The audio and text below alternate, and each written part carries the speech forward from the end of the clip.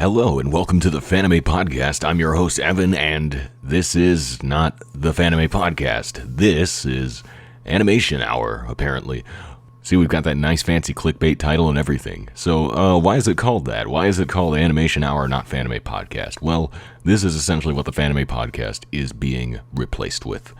Now, a major concern that a lot of people have had over the years is that Fanime is too exclusive. It's too closed off, and people think that it is anyway. It never really was like that, but there was this wide perception that it was, which was evidenced heavily in very, very many Fanime Confessions submissions.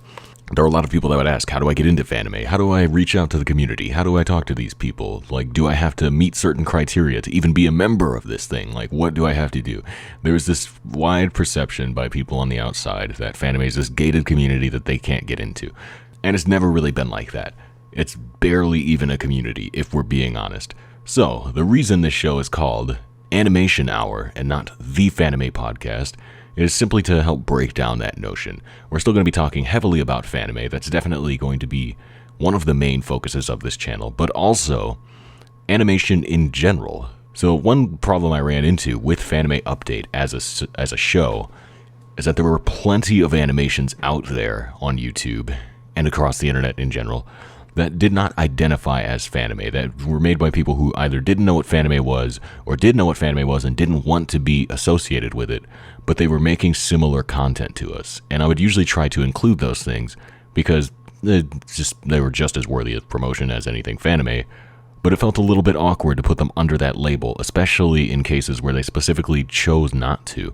And so by changing the name, we are no longer the Fanime Podcast. I think the channel's probably going to stay Fanime Update for a little while until I can think of a better name for it, but that might change as well. The idea here is that we're kind of broadening the horizons, we're opening things up. Even though Fanime, again, is still going to be one of the main focuses, I don't want it to feel too exclusive to that. I want to feel like we can talk about other adjacent things that maybe don't fall under the Fanime umbrella, but still have similar content and similar goals to what we do. So that's kind of why the name change was there. And also, I'm a big fan of animation in general, whether it be professional, but especially amateur, and so I want to kind of open up and be able to talk about more of that stuff without feeling like it's in the wrong place, and without people questioning why it's being talked about on a Fanime channel. I don't want to be a Fanime channel, I just want to be an animation channel, if that makes sense. So I've kind of rambled on a lot. As you might imagine, I don't have a prepared script. Basically, I go into this with a list of topics that I want to address, and I kind of just address them however I am capable of at that moment in time, and I tend to ramble and talk in circles a lot, and I apologize for that. It's going to happen quite frequently, and you're going to hear a lot of redundant word usage. I have this bad habit of using the same words frequently. See, I just did it there. That wasn't even on purpose, I promise. So anyway, when I say Fanime adjacent things, I'm of course referring to entities such as the meme community, the MAP community, even the furry community. I know there are plenty of people that have very, very strong feelings about furries as an entity, but I say, hey, if they want to animate, I'm more than willing to include them. At this point, if anyone wants to animate, if anyone wants to make an episode of a show, send it to me. It doesn't matter what it is, unless it's Puddles of Love. Don't send me Puddles of Love. Or Quay Desu Grills. Or Bad Girls Open the Blue Mix and Get Grounded. You don't send those, but you get my point. Yeah, so that's kind of the idea. Anyway, previously the Fanime Podcast as a show was mostly based around Fanime Update. Essentially, Fanime Update served as the talking points for the Fanime Podcast. I mean, there was a time where we would go through Fanime Update one by one and just comment on each update.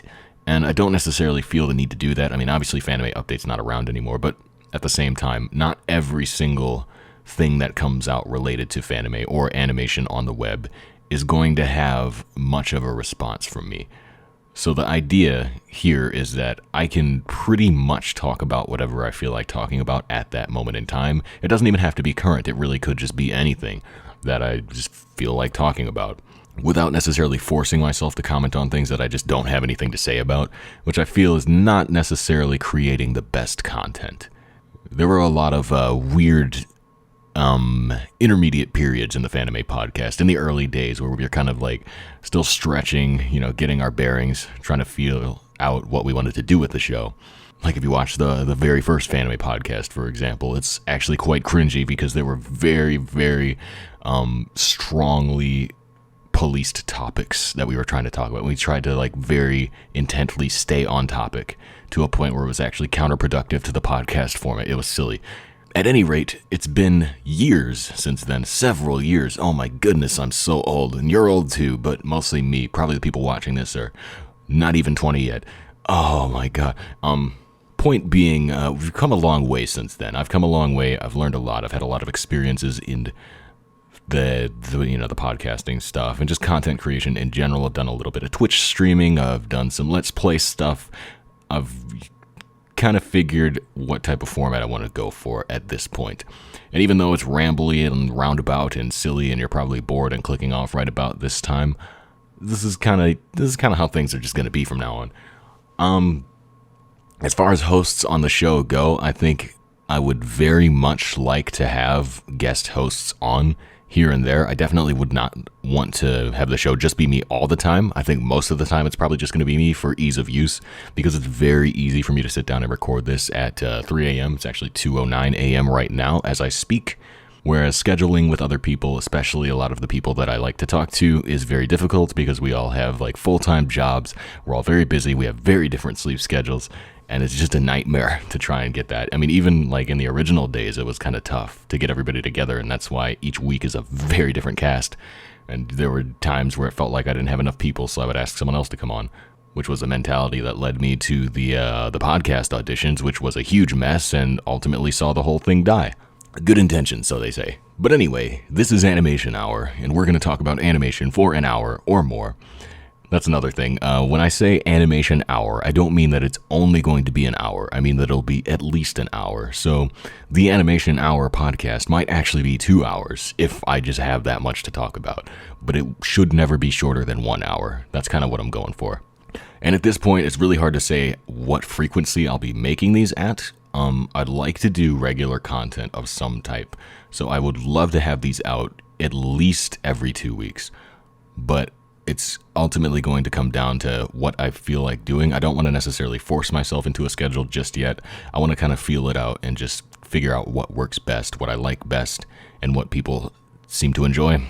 Because, I mean, you don't want a podcast every day that's 2 hours long, because chances are everybody does not have 2 hours to dedicate that to that. So we'll just kind of play it by ear for now. I'll go by how I'm feeling and what the audience reaction is like, and we'll figure it out over time. It'll be a big fun thing. Now, another major topic is the channel at large. I kind of talked about this in my last video where I decided, hey, I want to do podcast stuff again and, rebrand the channel and all that. And all of that is still true. I have not necessarily made any concrete plans yet, but I have a lot of good ideas.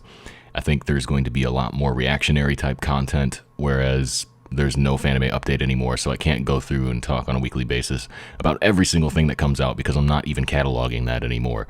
But I think I'll definitely still be talking about recent, my fridge just turned on, that completely derailed my train of thought. I'll still be talking about recent uploads and things like that, recent shows, relevant things, as much as possible, as much as I feel like. But it'll be a little bit more intimate, and I'd like to do non-podcast videos, which are a bit more focused in subject, maybe not quite as long. Got to hit that, that perfect 10-minute mark where you get the right amount of monetization. Fanime Update's not monetized, by the way. Not at the moment, anyway. Maybe in the future. Who knows? If we can keep this thing going, hey, I don't see why not. But at the moment, we're not worried about that.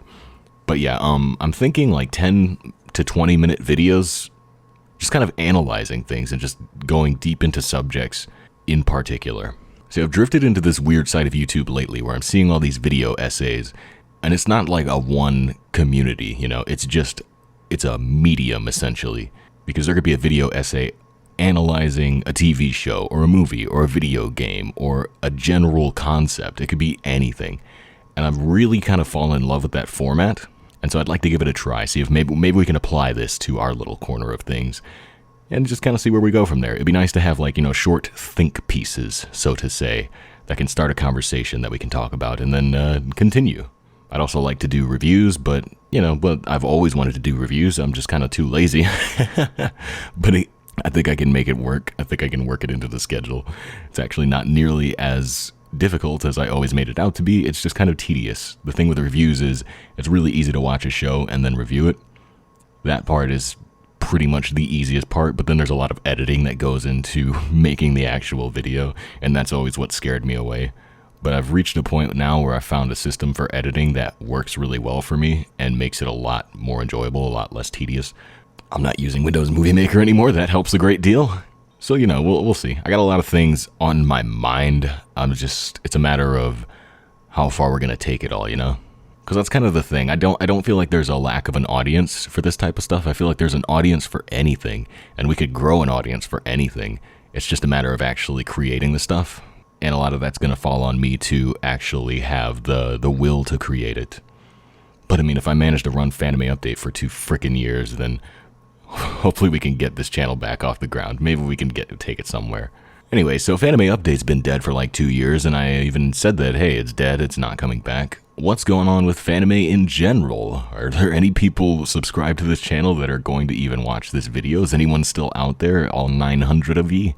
That's an interesting question, because Fanime at large, as a community, I would declare it dead. Now, it's not completely dead, it's not gone, it's not flatline, but it's very inactive. So essentially, the major meeting points of the community have kind of died down, and there are a few scattered groups, but there's not that much. Like, there's not that much of a hub anymore, there's not as much interplay between the groups.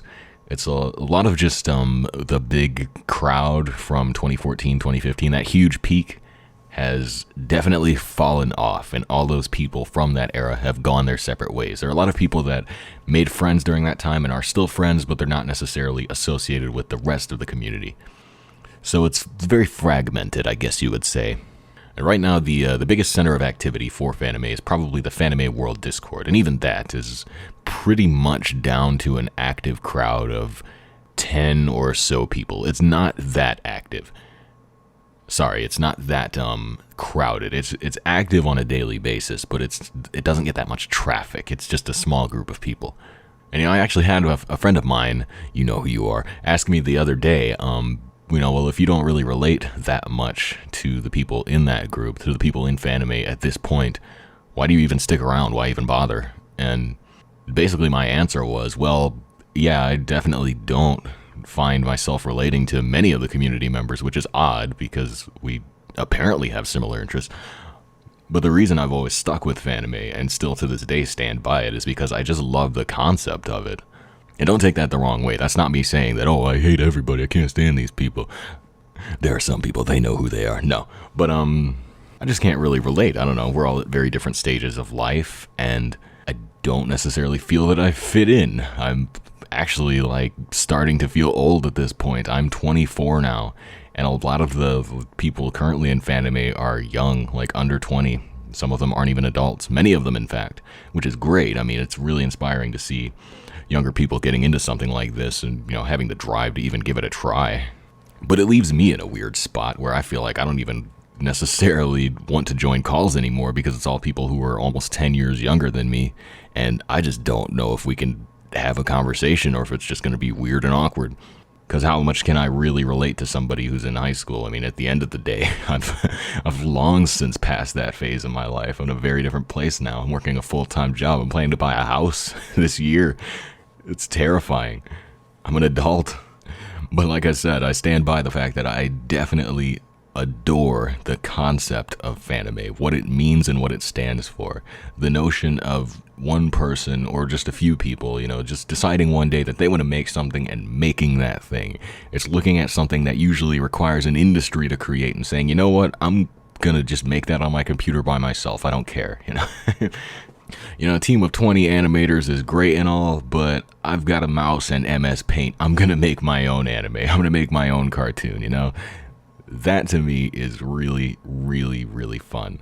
And it's great because there are no limitations to what you can make. You can make whatever you want, and people do. And when there's no vetting process, when it's just anybody making anything and posting it, and other people being able to see it, you see some really creative stuff. You see some really interesting ideas, because there's essentially nothing holding back these creators. There's no wall, there's no barrier. I mean, the only barrier is how much work you're willing to put into it. That's the only thing stopping anyone.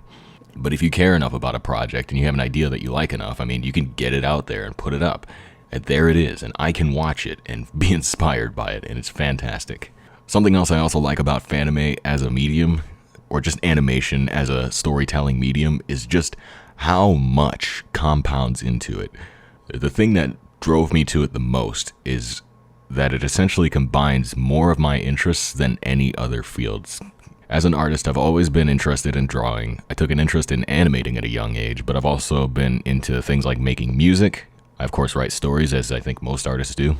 I like voice acting. Just basically every part of the process is, something that I've dabbled in at some point.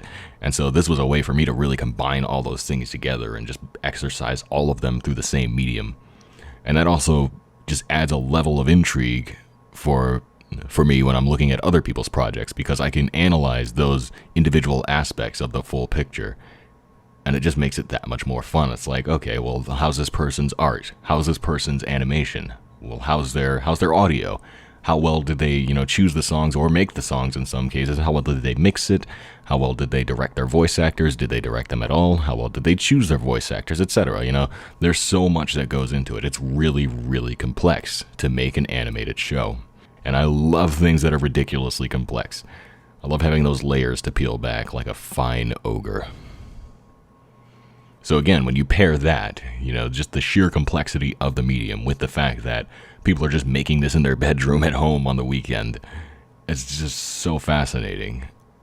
And I just can't get past it. I don't think I'll ever get past it. I think it's something that'll always really attract my attention as long as it's continuing to be made. Which it pretty much always will be, because think about it, animation was a large part of the internet back in the early days, back when it started, back before YouTube, when all we had were Flash videos and kids were just making them on their computers. Those were great times.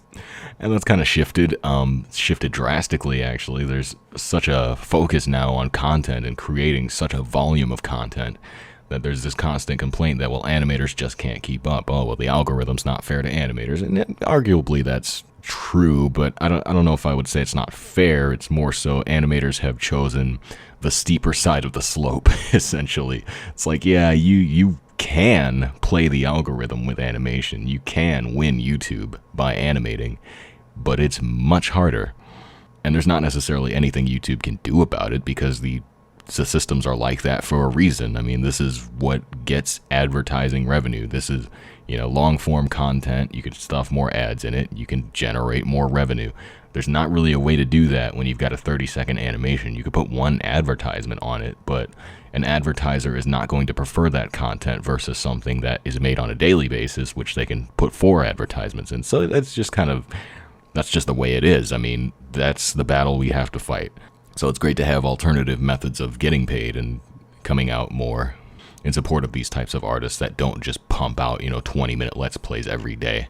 It's an interesting landscape. I don't know how I got on this subject. I'll talk about it more in depth some other time. It's not the focus of this video. It's not even one of my topics. Anyway, the point I was trying to get to is that Fanime is mostly dead. And the only reason I'm still in it is because I just love the concept of it, and I've made some great friends in this community. I know that somewhat contradicts what I said earlier about having difficulty relating to people, but when I also think back to it, all of the friends that I have today are essentially from Fanime in 2014. That's where they all came from. It's where it all started. That's where the paths branched. And so if sticking around means that I'm going to meet more artistic people, more people with these similar interests, even if they're few and far between, those that I can truly relate to, then it's definitely worth it in my book. But I'm a very pathetic person. I don't have much of a social life. Let me tell you about my Fanime stats. Let me tell you about my research and diagnostics.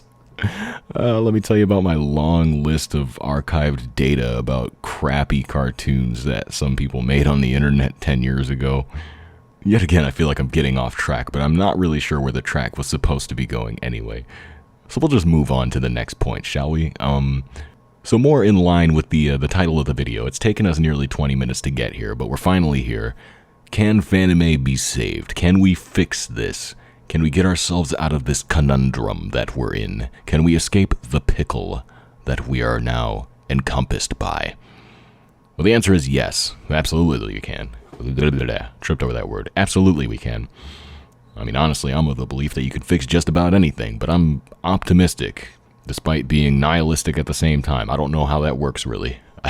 Those two things contradict each other. That's the yin and yang that's keeping me even alive. But yes, Fanime can indeed be fixed. It's just not really simple. It's not like there's a simple roadmap, you know? It's not so much follow these 3 steps and it's fixed. It's a very circumstantial situation. So one thing I've been preaching for a very long time and still believe in is that Fanime needs a central hub as a community. If you want Fanime to be a community that thrives, it has got to have a place for everybody to funnel into. And that's Fanime as a community, not as a concept.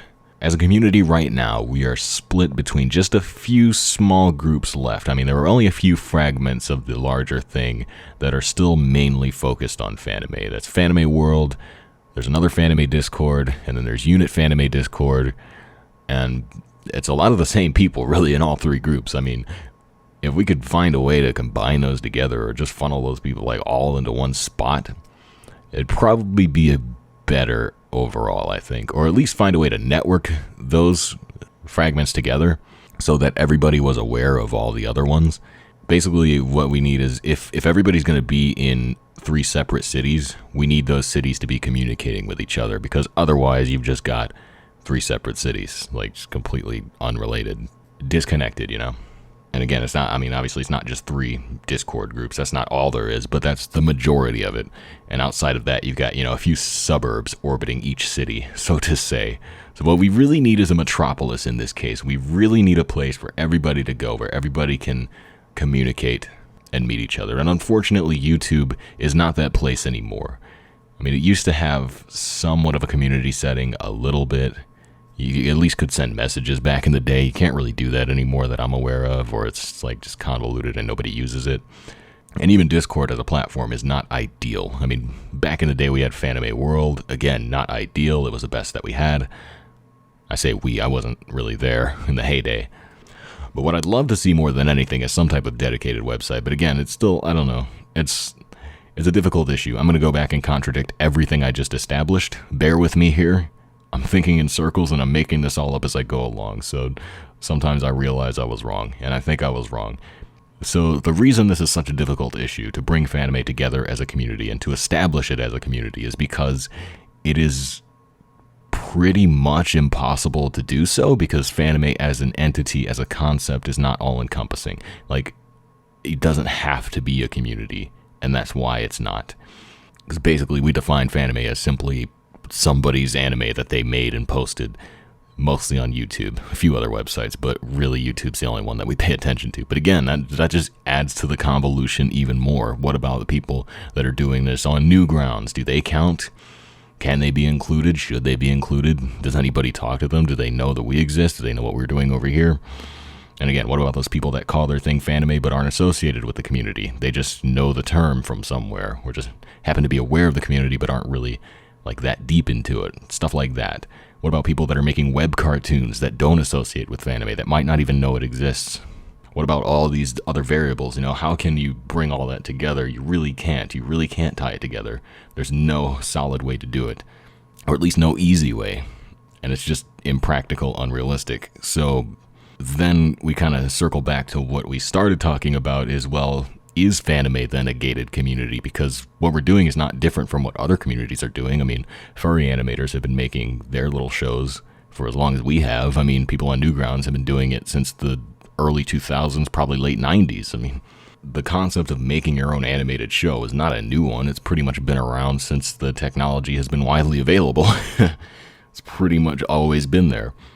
So what makes Fanime special? What makes Fanime Fanime? Basically nothing. I mean, we just decided it, I guess. It just came about. It sounded good enough on paper that people were willing to sustain the notion of it. And even today, I mean, you can't necessarily call it an enduring community, because if you look at what's called the Fanime community today, I'm tripping again. It's just like, it's completely different. How many people in Fanime today were in Fanime in 2008, when Fanime became Fanime, when the term was established? when it gained its identity. How many people here today were there back then? Not even I was. I mean, I came along in 2011, well after the fact, and most of those 2008 people moved on very quickly. By 2011, when I showed up, the community was almost entirely different. And today, even more so. I would venture to guess that 90% of the people here now were not here in the beginning. And I don't mean that as an insult. I'm not trying to say, oh, you guys aren't OG Fanime, you're not real. That's not at all what I'm getting at. The point I'm making is that it's a shifting community that, it doesn't really have a solid mass. It doesn't really have a solid entity. I mean, people come and go. It's constantly turning over. It's constantly reshaping and resizing. I mean, for a long time, Fanime was hand in hand with Tumblr. Most of if not half, probably half or more of the Fanime community was all networked on Tumblr. And a lot of it was taking place there. There were some people that posted episodes only on Tumblr. Not that many, but there were some. And that was just another fragment. I mean, are the people on Tumblr making Fanime the same Fanime community as the one on YouTube? Even today, I mean, one of those Discord groups is people from Tumblr that make Fanime, that establish their own group on Tumblr. That's where they all, recruited everybody to the Discord. And they don't necessarily associate with the rest of the community. So, are there two separate Fanime communities? Are there more than two? There very well could be. And it's kind of a conundrum. I mean, how do you solve that? What do you do about that? How do you fix that? It's not really an issue that has a simple solution, if any solution. I mean, no one's come up with one so far. So I guess we kind of just carry on as we have been. I really thought I was going to get somewhere with that train of thought, that whole, how are we going to fix Fanime? But ultimately, I ended up right back where I started, which is, we got nowhere. I am sorry. That was a long, long circle. That was a huge loop, and we have officially de-looped. We've finished the loop-de-loop. We're right back where we started. Maybe we can go forward again. So, next topic is similar to that one, but a little bit different. So I don't think we really answered that question at all, but I would love to hear everyone's thoughts on the matters. If you have thoughts on the matter, please put them in the comments. Tell me, what do you think about all of that nonsense that I just said? Fanime as a community. Is there a single Fanime community? Can there be? And should there be? Let me know what you think. What are your suggestions? How can we unify more, and should we unify more? Those are kind of the questions I'm getting at, I guess, when you boil it down. But anyway, that was actually more of an aside to the main point. When I write the title, when I make the title, Can We Save Fanime? I'm not necessarily talking about the community as a network of people. I'm more so talking about the concept. And like I just established in the previous discussion, the concept doesn't need saving. It's been around long before YouTube. It will continue to be around as long as people are capable of doing it. As long as you could put a pen on a paper and draw 2 frames, somebody is going to animate. So the concept of making an original series is not going to die. It's not going anywhere. I mean, it's still going on. There are plenty of people doing it. But how do we make it a big deal again? It's definitely died down. And then there's the question of, well, can we? Because when you analyze that, where do you end up? Let's try and analyze this, see how many variables we can identify, right? So the concept of creating an animated series has been around. It's going to be around. We got that worked out. Okay, so that's a constant. There are always going to be people making animated series. Well, what makes an animated series a Fanime? It pretty much has to be anime inspired, right? That's kind of by definition. I mean, you wouldn't call yourself a Fanime if you weren't anime inspired in some way. Because otherwise, why would you choose that label versus any other label? I mean, look at how many people make their own animated web cartoons. You make children's cartoons. Those aren't Fanimes. They're just cartoons that somebody made.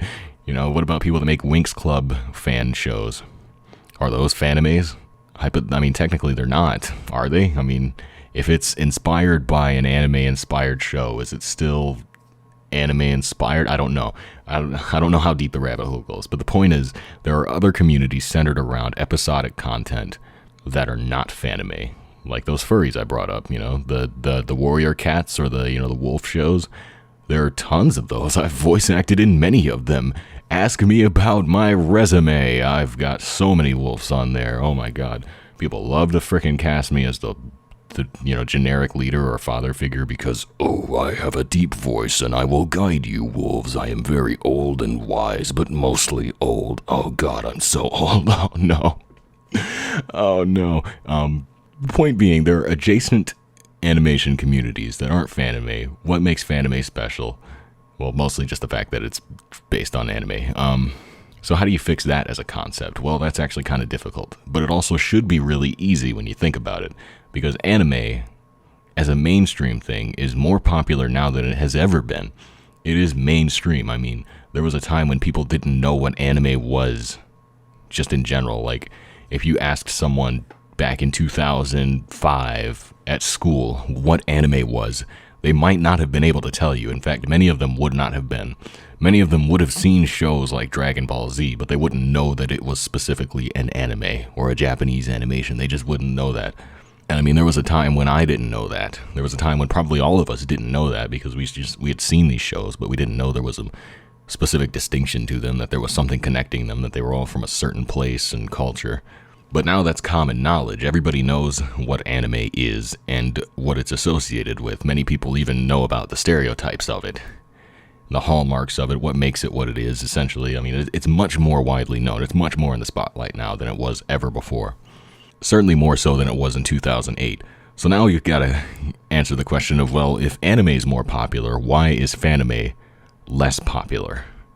And that's a difficult question to answer, because I truly don't know. But we can keep analyzing this, though, because at the same time that anime gains popularity, anime as an art style is still ostracized a little bit by the art community at large.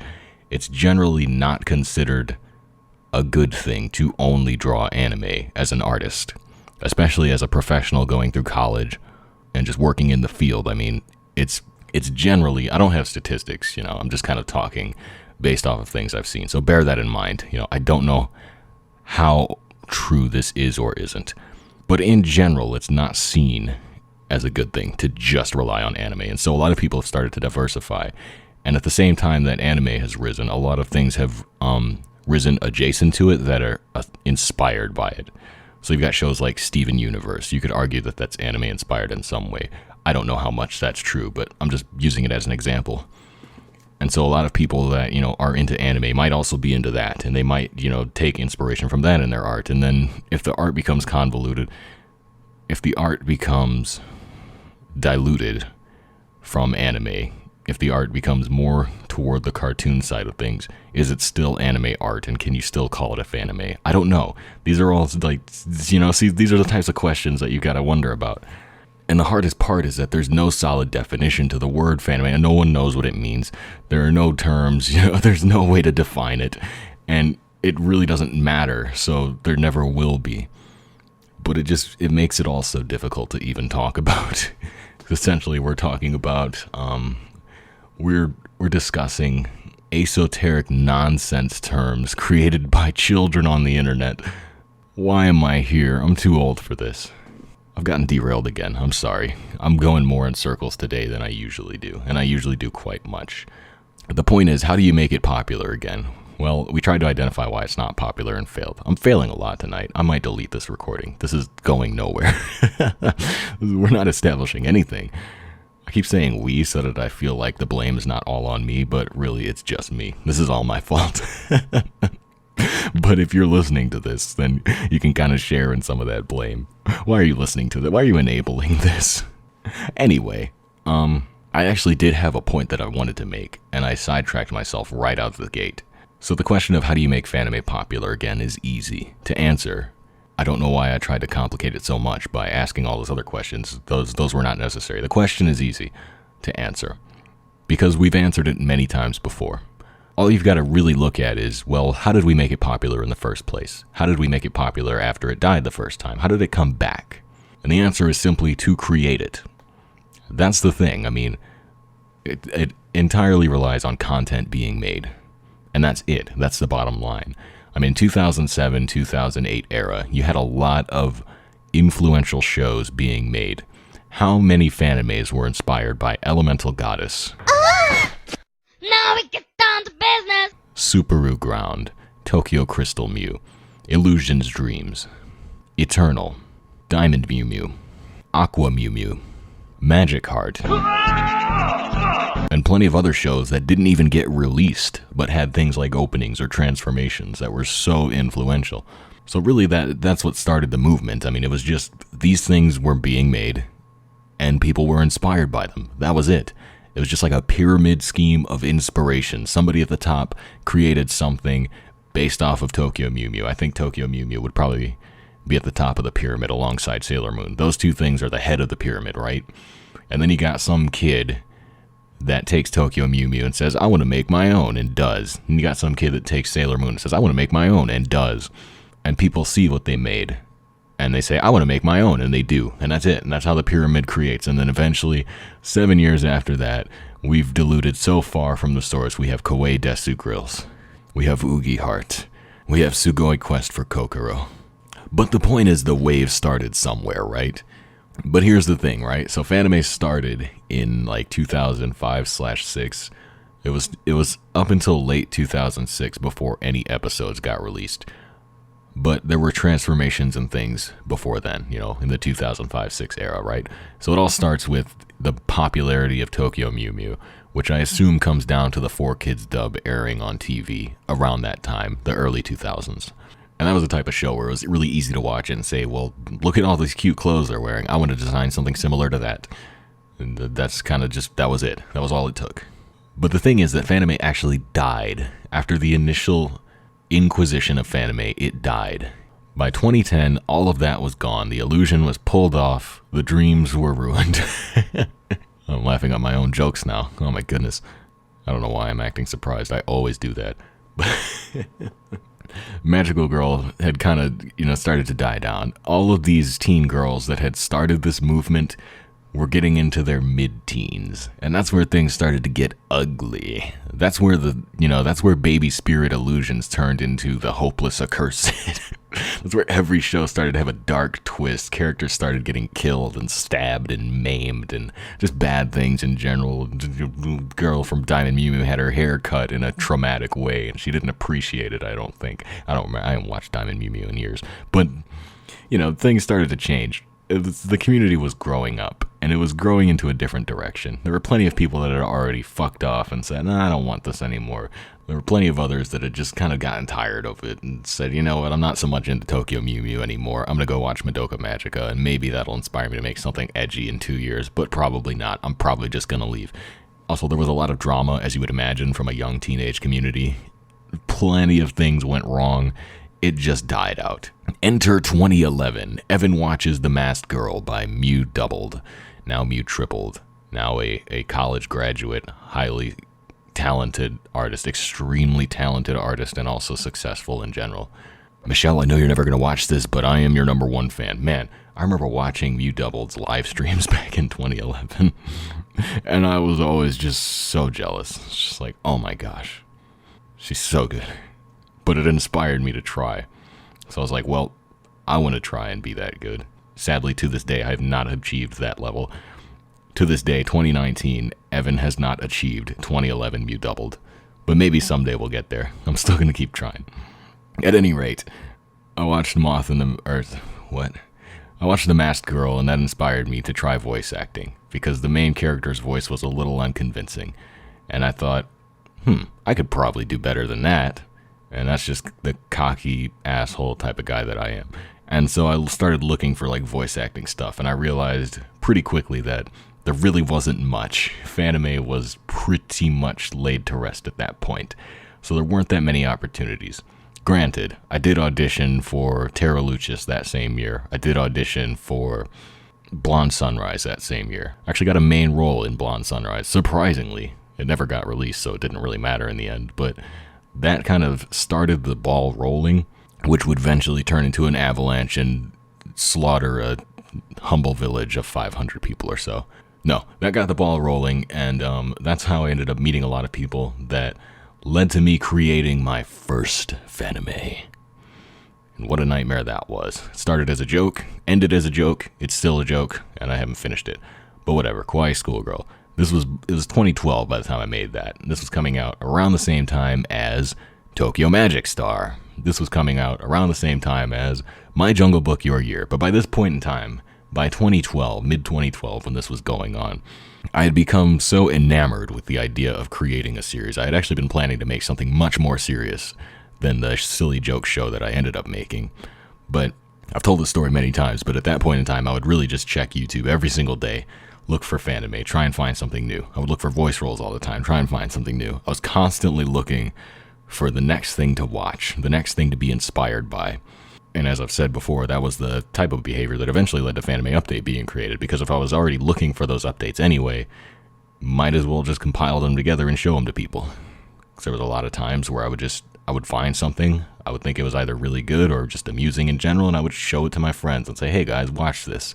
It's really good, or it's really amusing. And that's how I discovered Magical Fun Time Now.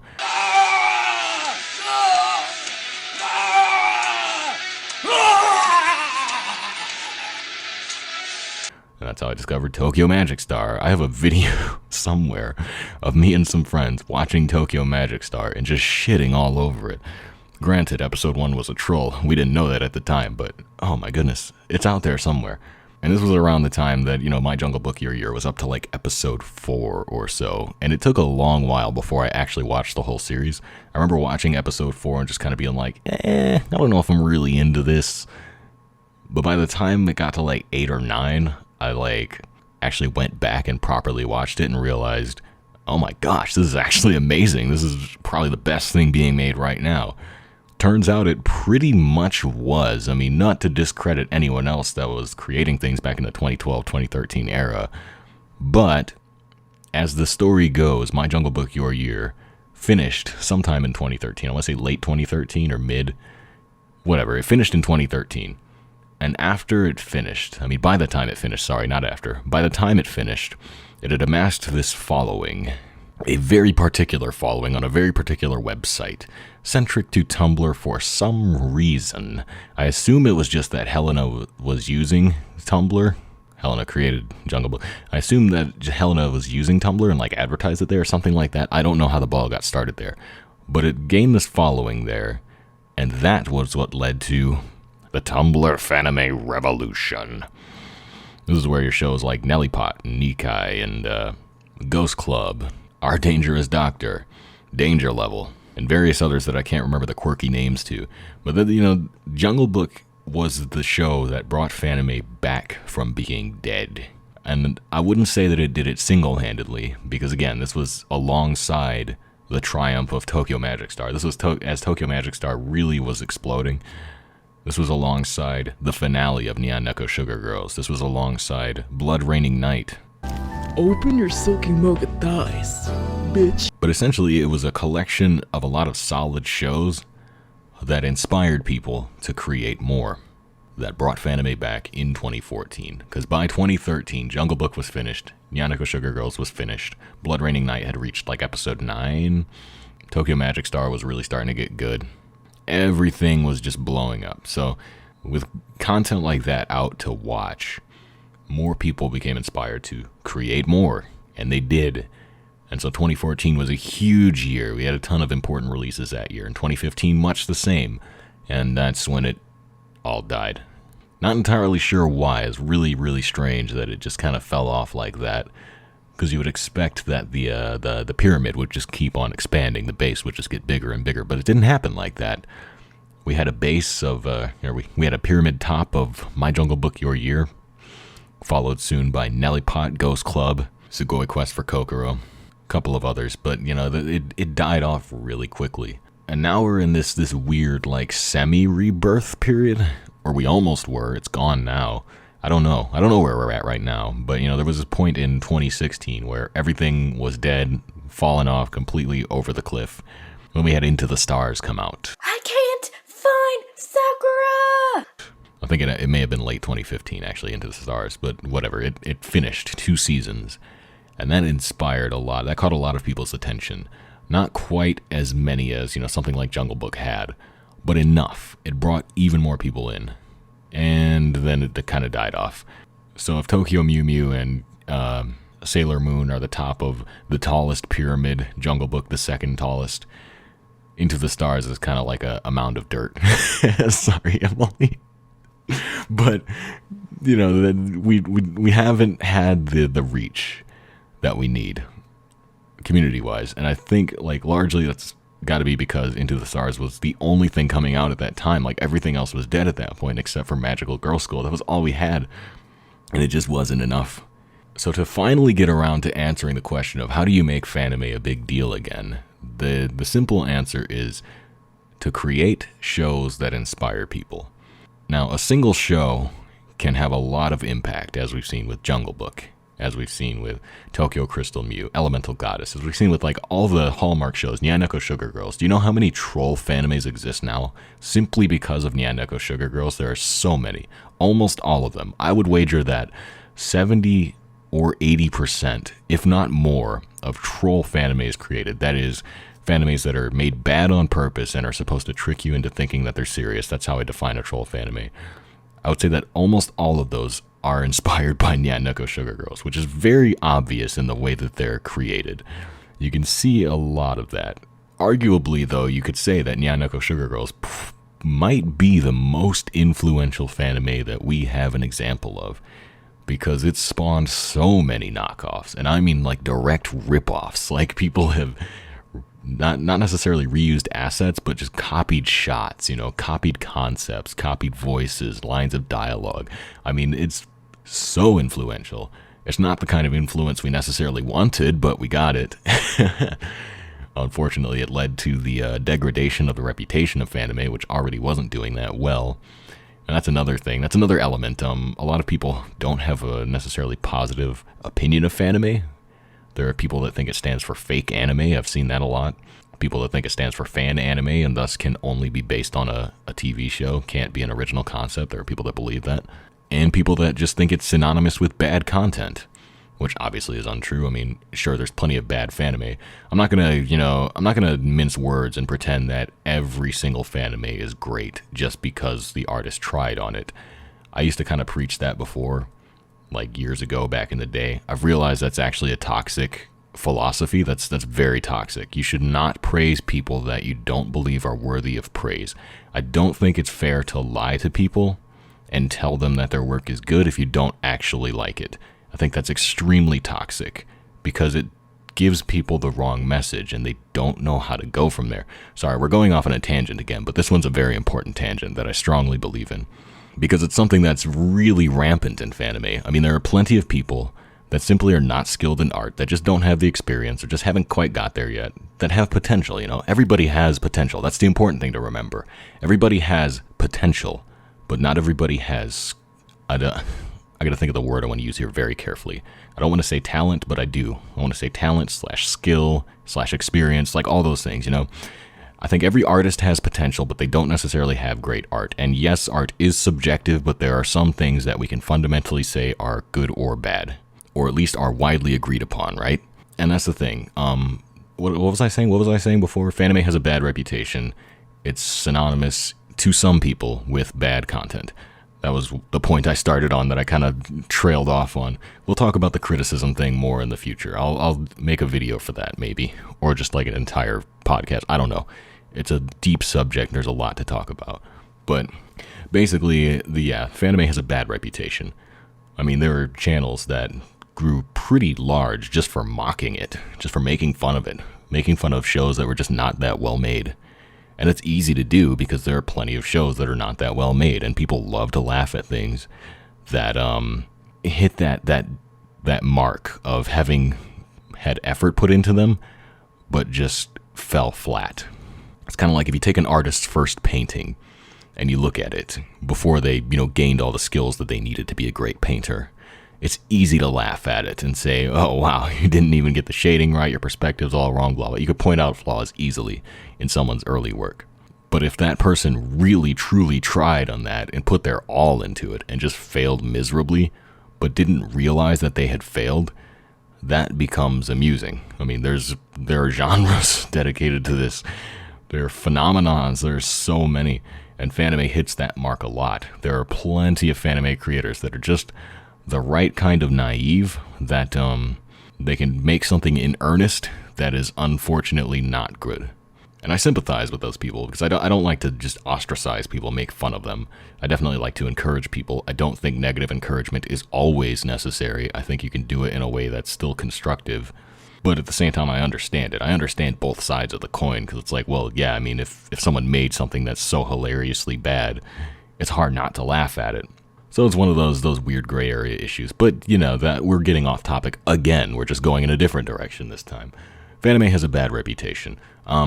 I don't even remember what I was building toward before. Oh my god, we've gone on 2 separate tangents and I've lost the plot. So speaking of things that someone tried on and just turned out completely wrong, failed miserably, let's talk about this video. Oh my goodness. I have really dropped the ball here. Yeah, I legitimately can't remember what I was trying to say. But whatever, Fanime has a bad reputation. We need to make more we need to make good content. That's how you bring Fanime back. I've said this before numerous times. I've preached it so many times. Anyone in Fanime world is going to be frustrated hearing me say this again because they've heard me say it so many times. But the most guaranteed, the most surefire way, the most tried and true way that we have seen to make Fanime grow as a concept, as a community, to spread it around more, is to just make good content. And obviously, it's easy to say that. It's not so much easy to do that. I mean, it takes dozens, if not hundreds of hours to create content of this nature. But here comes part 2 of the rant, which again, everyone in Fanime World Discord is going to be very tired of hearing. But good content does not necessarily have to be an artist's best work. Now, I talked a lot about influential Fanimes before. I said that Nyaneko Sugar Girls is perhaps the most influential Fanime that we've ever seen. And I think that legitimately might be true. Like, I can't fact check it right now. I'm probably never going to. But just based off of the sheer number of Nyaneko Sugar Girls ripoffs and knockoffs or, you know, derivatives, I feel like that's a safe statement to say, you know? And how much effort do you suppose went into Nyaneko Sugar Girls? I mean, it was just a joke somebody made. It was just a very convincing joke. And people latched onto it and they said, I want to do that. Hey, I want 1 million views on my first episode. I'll make some garbage and try to pretend that I tried on it. And it took off. I mean, it took off. But then you've got a show like Jungle Book. My Jungle Book, Your Year. I would very, very hesitantly say that it's the best Fanime. I say hesitantly just because I don't like to label things as the best, you know. It's obviously, that's a discussion we could have. That is a strong, difficult subject to argue, because obviously it's going to be a matter of opinion no matter what. But in my opinion, I would say it's probably my favorite. Okay, how about that? But outside of that, it is certainly one of the most influential. I would probably put it just below Nyaneko Sugar Girls in terms of the influence that it had. But then look at it and ask yourself, well, is this the artist's best work? Well, it was made by a 2-person team. It was Helena writing the script, and another friend of Helena's, I don't remember the second person's name, I apologize, but it was someone else that was making the visuals, like doing the animation and all that, and then Helena would make the openings. And there was one episode that actually Helena did all the animation for, but it was just kind of very hastily made. I mean, the episodes were coming out roughly once a month, and they weren't really poured over. You know, nobody sweat over making My Jungle Book Your Year. It was just kind of slapped together, and it had its style, it had its charm. You know, the visuals weren't just completely blank. I mean, they were doing enough to carry the story. But because the script was so well written, because the characters were so convincing, I mean, the characters were fantastic. You just kind of latched onto them, and that carried the show, and that's all that it needed, really. I mean, you just had great characters, and even if they weren't always drawn that well, it didn't matter. You still wanted to see what they were going to do next. You still wanted to see how their play of Spider-Man 3 was going to turn out on stage at the school talent show. You still wanted to see how their, you know, booth at the festival was going to go. It was great. And by nature of having great characters and just clever writing, I mean, it hit all the right vibes. And that's something that's really difficult to replicate. But that's what made it such a success. That's what made it so influential. And so when I say that we need to make good content in order to bring Fanime back, I'm not saying that we all need to sit here and throw 100 hours into animating, a single scene or anything like that. You don't necessarily have to try that hard. You just have to make something that resonates with people. And that could be anything. I mean, maybe it is because the visuals are really good. Maybe it's just because you have a great cast of characters. Maybe it's just because you have a great script or a story that is like really original, or the people that didn't see coming, or something like that. Something for people to talk about and really just share with others. That's a big part of it. I mean, think about when you watch an anime. I assume everybody watching this watches anime. Or at the very least, TV of some kind. You watch media, right? Think about not just the type of media that you love, but the type of media that you're likely to share with a friend. Think about what you have shared with people. And think about what about that thing that you share with people, right?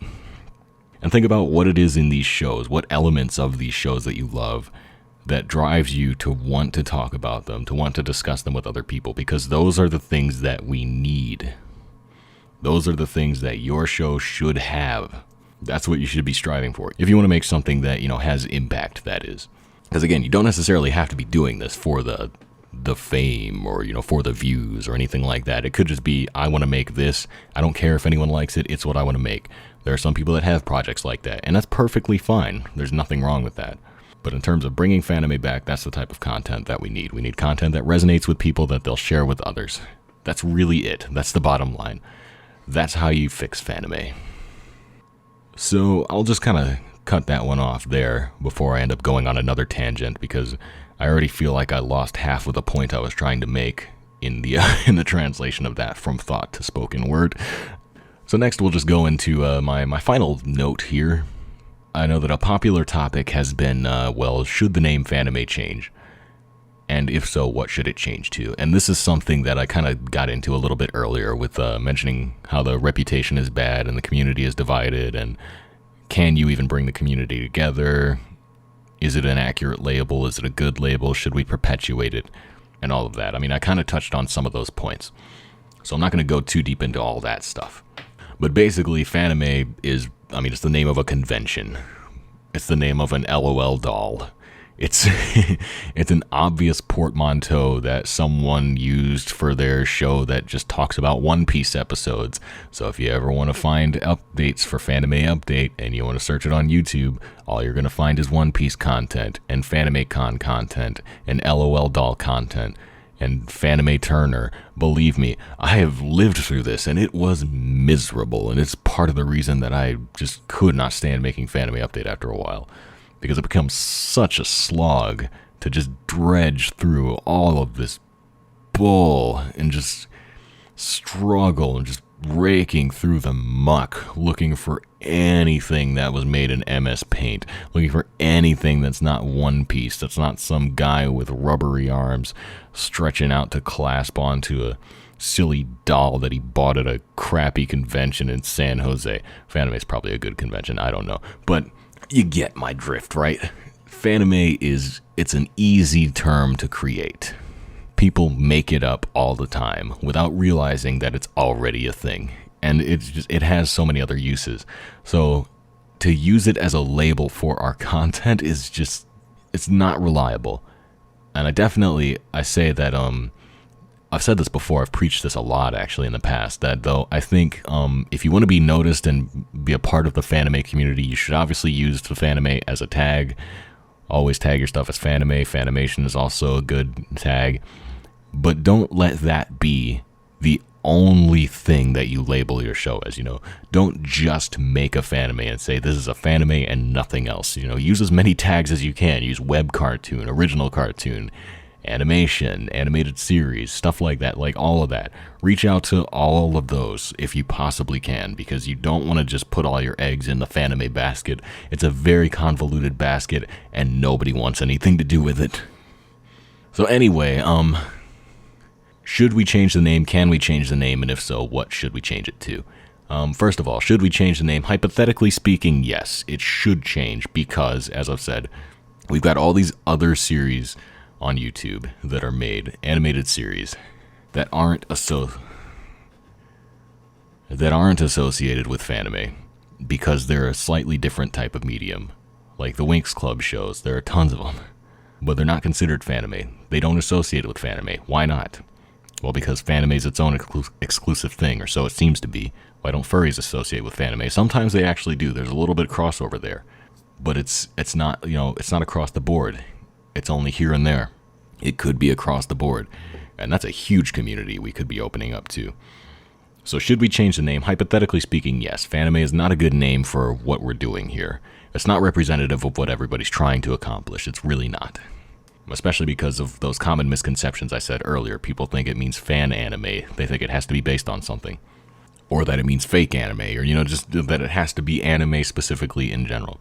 If you ever followed the Fanime Confessions blog on Tumblr, you might recall several submissions asking if a show has to be anime style in order to be considered a fanime.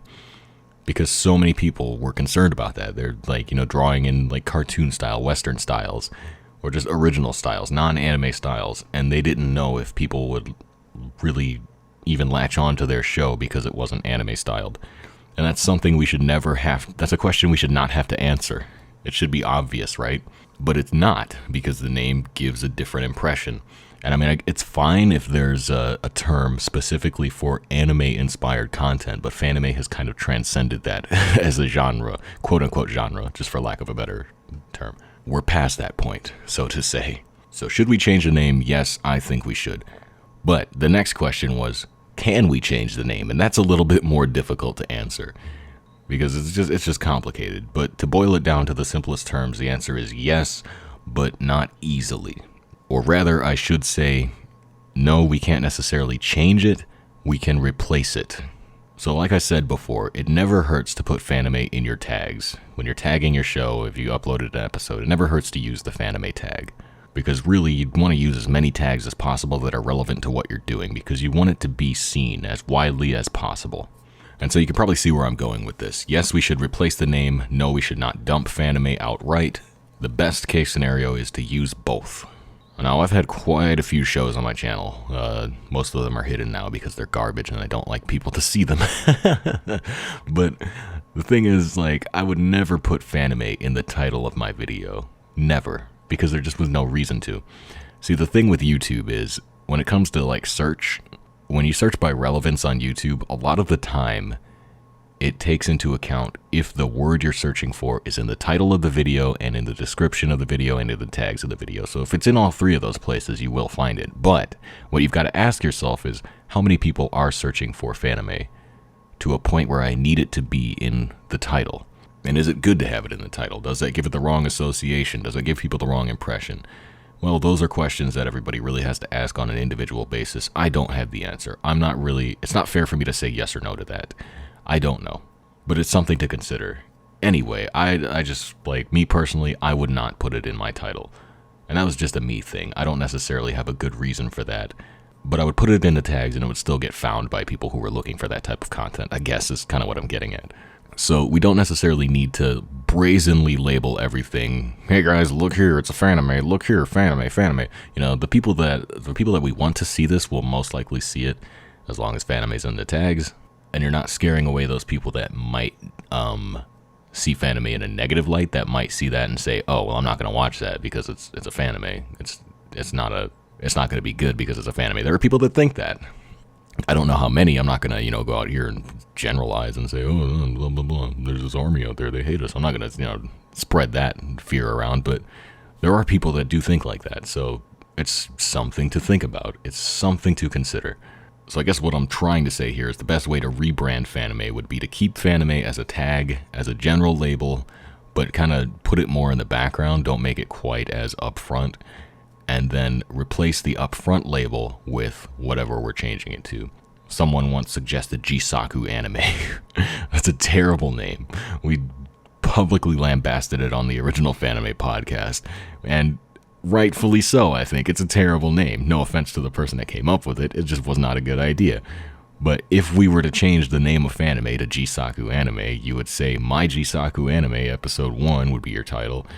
I mean, I'm generalizing here, and then you would have Jisaku Anime in the tags, and right next to that, you would have Fanime in the tags. And that's how you'd rebrand Fanime, just like that. So people that were looking for Fanime could still find Fanime, but people that knew it by the other name could still find it.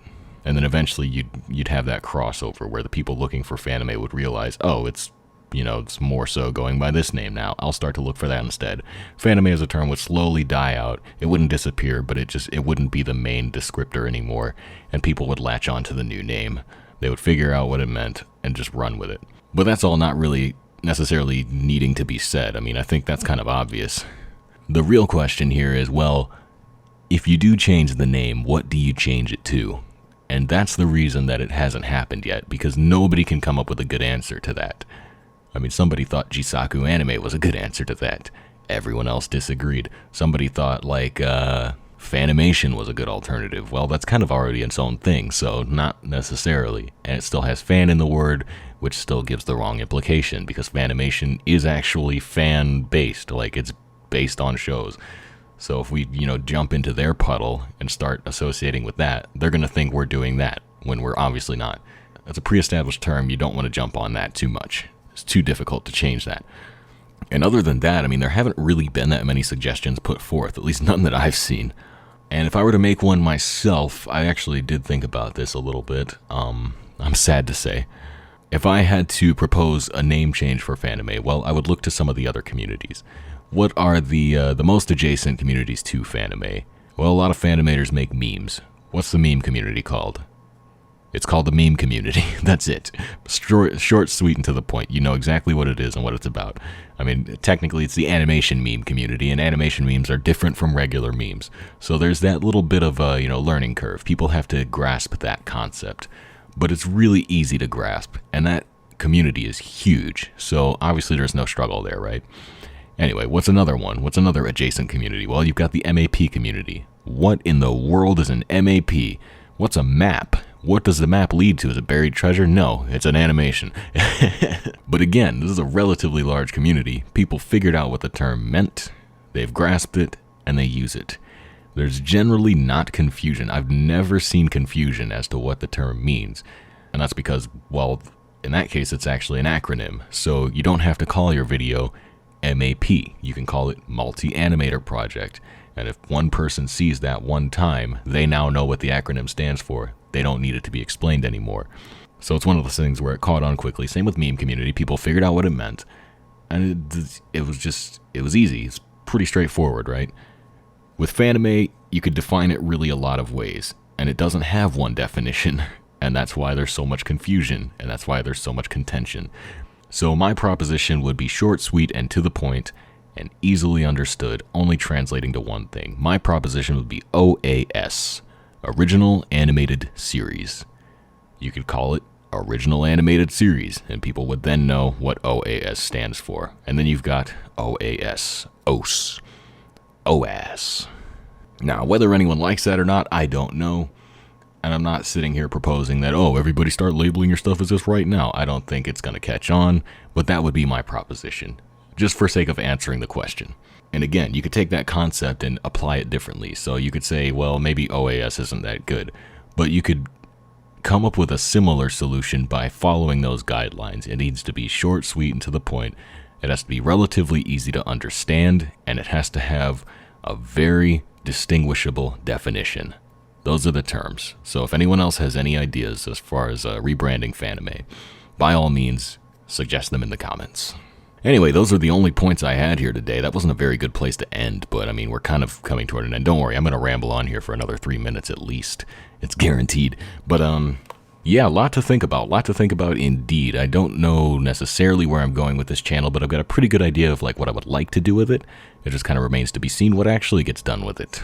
Because as anyone who knows me probably knows, my expectations versus the realities are very disproportionate. At any rate, definitely let me know what you all thought of this video. I appreciate all feedback, positive or negative. If you hated it, I don't know why you stuck around this long, but please tell me why you hated it. If you loved it, thank you. Tell me why.